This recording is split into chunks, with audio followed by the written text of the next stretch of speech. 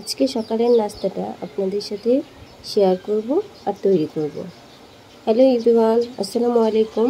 আমি নিউ আরেকটি ডেইলি ব্লগে আপনাদের সবাইকে স্বাগতম।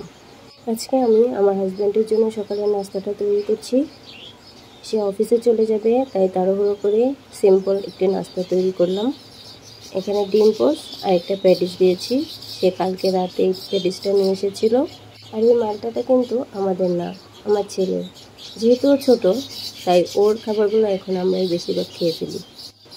যদিও কথাটি খুব হাস্যকর, তবে এটাই সত্যি যে ছোটো বাচ্চাদের খাবার বেশিরভাগ বাবা মারাই খায়, কিন্তু মারা একটু বেশিই খেয়ে ফেলে।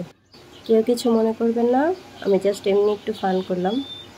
যাই হোক, এখন আমি আমার হাজব্যান্ডকে নাস্তাটা সার্ভ করব, সেজন্য আমি মালটাগুলো একটা পেজে উঠিয়ে নিলাম।